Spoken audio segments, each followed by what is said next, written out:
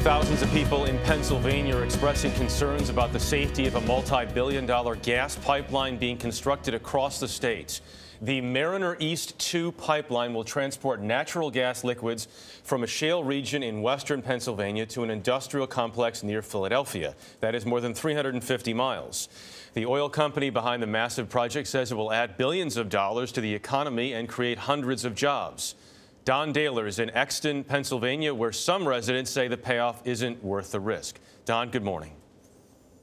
Good morning. As you can see, the Mariner East 2 pipeline runs right through town and through some of the most densely populated parts of the state.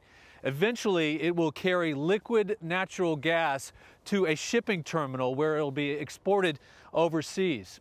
Pipelines are nothing new to this area, but many of the residents who live around here say the construction of this one is continuing without due consideration of the risk.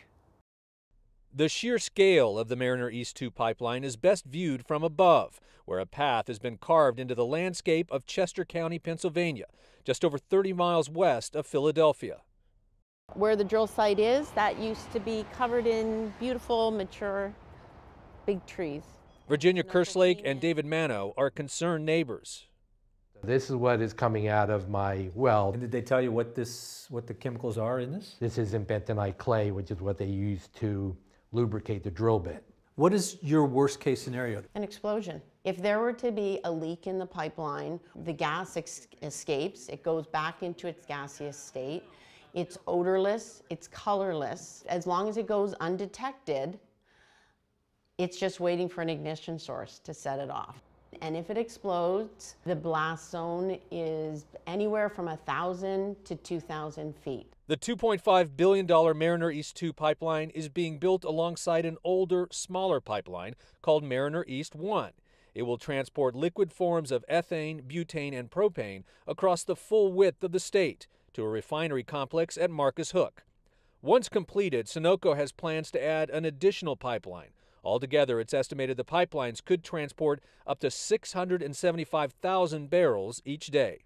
According to a recent report paid for by Sunoco, the project will add as much as $9 billion to the region's economy and add hundreds of construction and permanent jobs. There's no amount of money, there's no number of jobs that is worth putting all these lives at risk. But they say they're not putting your lives at risk.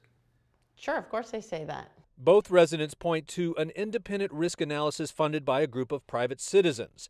It concluded that a leak of highly pressurized liquid gas could result in a flammable vapor cloud that could spread up to 1,800 feet within 3 minutes, burning anyone within 700 feet. You'd have to evacuate on foot because you can't start a vehicle.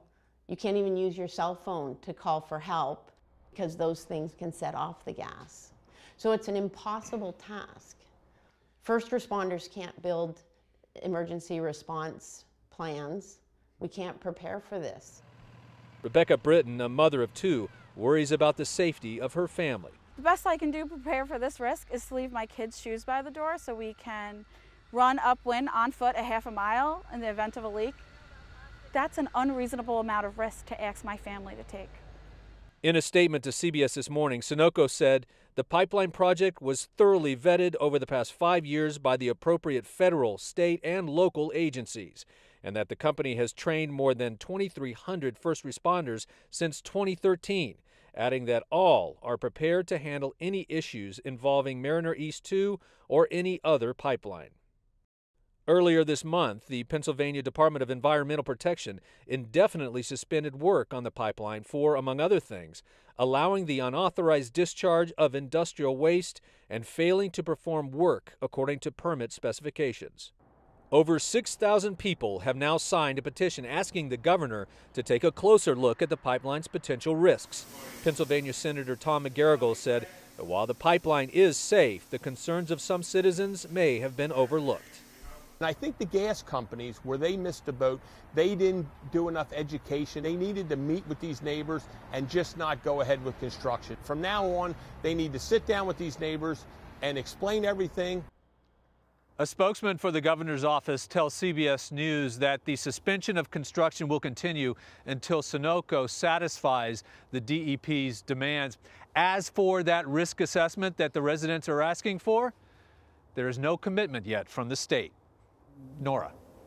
Don, thank you. It's really incredible to see just those pipes in your backyard. It really puts it in perspective. And reasonable to understand why they might be concerned. Yeah, vetted with everybody, Jeff, as you say, except for the neighbors. Yeah, you might want to weigh in on that.